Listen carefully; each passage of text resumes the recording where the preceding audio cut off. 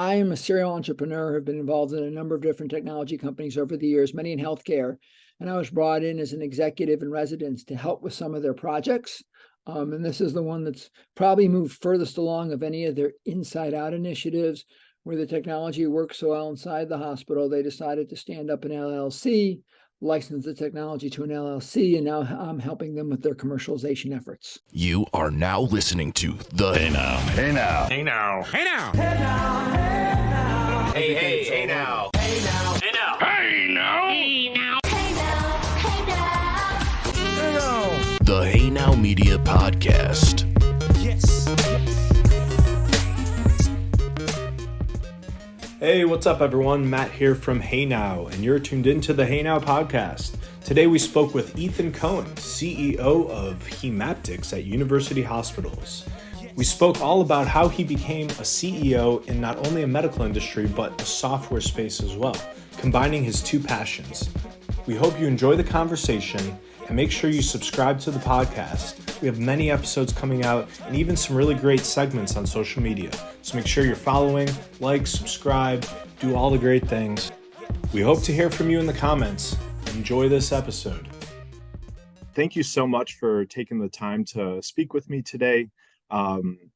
We've really loved having you as a client of ours, and we've known each other outside of Hey Now, but I've never really spoke to you about Hemaptics and what you do, and just would love to hear a little bit about Hemaptics, and we'll go from there.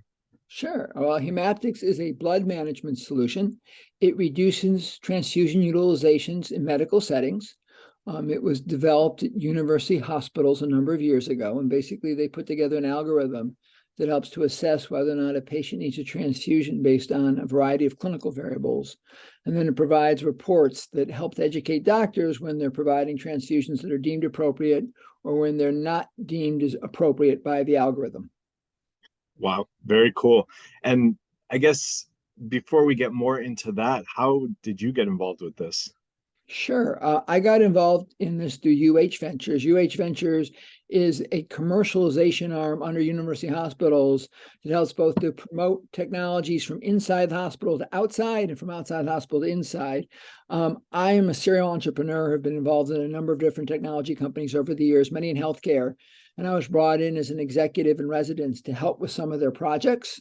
And this is the one that's probably moved furthest along of any of their inside out initiatives, where the technology works so well inside the hospital, they decided to stand up an LLC, license the technology to an LLC, and now I'm helping them with their commercialization efforts. Got it. That's really cool. And I guess if you don't mind sharing, what were some of your other ventures? You'd mentioned you're a serial entrepreneur. I'm just curious. Well, most recently, I was running a company called Turning Technologies. It's an educational software company that's based in Youngstown that works with polling students. It has interactive technology that allows professors in large classrooms to poll the students, get their responses to questions, and a variety of other neat insights you can provide with the technology. Sure. Prior to that, I had run an internet merchandising company called Easy2 Technologies here in Cleveland. And prior to that, I've been involved in the medical transcription and teleradiology businesses over the years. So is your experience with technology and the medical field part of your background, or are you just an entrepreneur that found yourself in this lane?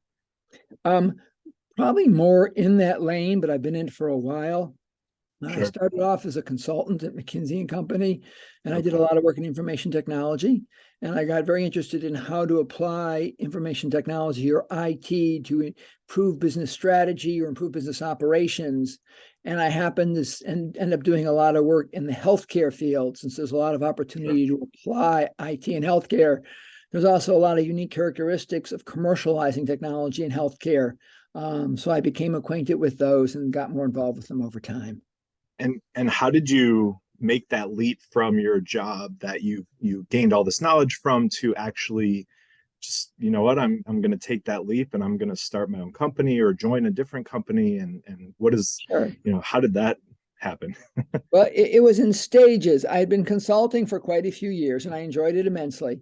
But I also always had this nagging feeling, well, can you actually implement what you're telling other people to do? Right. Well, the only way to do that is to go find out. So I left consulting and I stumbled into the medical transcription business. I knew nothing about the business when I joined it, but there was a lot of opportunity to actually apply IT to improve their operations. So it ended up being a fascinating and very successful enterprise. The company did very well. But when I started with it, it was small and it grew quite a bit. And by the time I left it, I also realized that big companies are a lot less nimble than small ones. And I really enjoyed working in a smaller company environment where you could have a large impact in a short period of time. And so after that, I kind of got the entrepreneurial bug that I would stay working in information technology related areas, but I'd focus on smaller companies where change could happen in much shorter periods of time. Sure. Yeah, we're familiar with that. We have clients that are, I mean, pre-revenue kind of conceptualization to there's some multi-billion dollar corporations that we're working on, and just seeing the difference on how they operate and what they can do, and different people they need to involve. It's just very interesting. And we have a pretty small operation ourselves. So agile is the theme in our business. And I Yep. guess in marketing, everything's ever changing. So what when Hemaptics was getting going, was that something that you seeked out, or was that something you collaborated with people on? How did that get your attention, and where did that come from? Well, the idea was actually fostered by UH Ventures. When I came on board, university hospitals had already tested the technology internally. It had done very well, and they were looking at how to commercialize it and how to move forward with it. And so they brought me on board to help think through what would be our approach to commercializing the technology, and then asked me to take a role in helping to implement that. Very cool. And who else is involved? Just like what roles contribute to Sure. this company? Well, there are three co-inventors of the technology. There's a doctor, there's a nurse, and there's a VP of technology at UH, who all were involved in coming out with the initial concept and developing it at UH. And they all play an active role in this company. We have a weekly meeting with them, and they give me advice. And one of them actually helps out on actually, two of them help out regularly on client calls. So they're all very actively engaged in helping us promote this technology right now. In addition to that, there's one other physician who's been helping us out. And then there's the team at UH Ventures. I don't know if you know Neil Wyant or Dinesh Shah. They're very actively involved in monitoring how the company's doing and giving advice. And we occasionally pull on other resources from UH as needed to get counsel and advice as we think through the best commercialization efforts for this, or to look for introductions in other healthcare systems. Dave Sylvan, for example, the head of UH Ventures, has made a number of important introductions for us that has helped us secure other relationships with potential pilot clients. Gotcha. And are you seeing the end user, like the value that this product's providing to the end user? Or are you more interfacing with the doctors and the people that would be able to utilize the technology? Well, the stage that we're at right now is we are encouraging other healthcare systems to pilot this technology and help us validate that they'll receive the same benefits that UH received. And then if it goes well, we'll go on and they'll actually pay us to use the technology. But for the pilot, we just want to get data to prove Sure. that it's achieving its results. We typically start off by talking with someone in the financial area of the hospital, but it quickly evolves to talking with someone in the medical area. So we may, and the entry route is often different, but you often get someone who has some sort of charter around looking for opportunities for improvement. They'll bring in clinicians who will then have a conversation with our clinicians to see whether or not they agree with the concept. And then if they agree with the concept, we then talk about how do we go about setting up a pilot at your facility so you can validate for yourself that you'll benefit from this technology. And how long do you go through this validation process? Is it, a year? Is it multiple years? Is it a couple months? 6 to 12 months is what we're looking at for most of our pilots. And Cool. that doesn't account the time that it takes to convince them of the concept and to implement the technology, which Sure. also takes a while. So it's a Absolutely. long sales cycle. Yeah, and I know we're both from Cleveland, but the landscape here with the medical industry is pretty vast. So I'm sure you're knocking on all those doors, but I'm curious, are you going outside of Ohio? Is there, different areas in the country that you're going towards and have successfully secured pilots with? Just curious about that. We are looking nationwide. It's more the type of healthcare facility that we're looking at. Hmm. UH is a large academic medical center. We're primarily Right. targeting similar profile institutions because that's where the technology seems to play best, or at least where we've tested it so far. That being said, we are talking with some smaller facilities, and we have one or two preliminary conversations we've had with people overseas. If they go somewhere, that's great. Although our primary focus right now is on in the U.S. and primarily in large academic medical centers. Sure. Very cool. So before we wrap things up, I'd love to get your take on this. But just for anyone listening that is an entrepreneur, a lot of our clients are entrepreneurs and business owners themselves. Um, just I know there's thousands of things as a business owner that you could offer advice on, but if there was just one piece of advice that you could offer that serial entrepreneur that's out there trying to do their thing, um, what would that one thing be?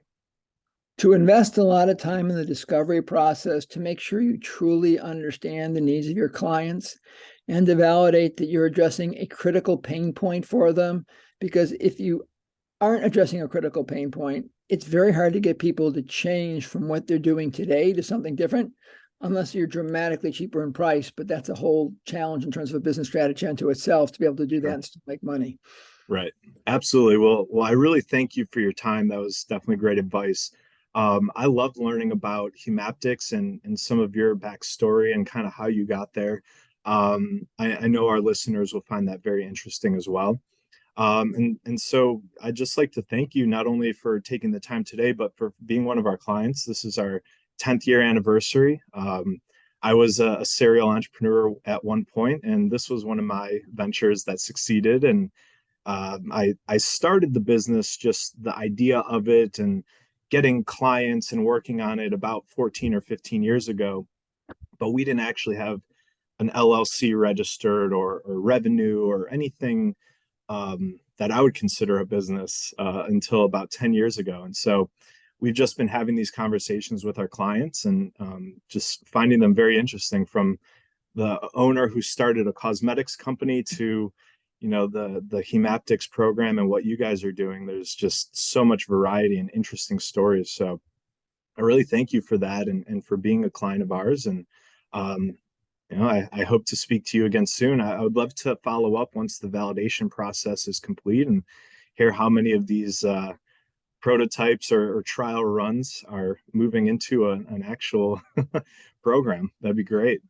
That'd be great. And we very much enjoyed working with you and your team. They've been a pleasure to work with. They've been very responsive. And we'll look forward to hopefully both succeeding together. Absolutely. Well, thank you so much. It was great seeing you. And we'll look forward to talking to you again soon. Take care. Do the same.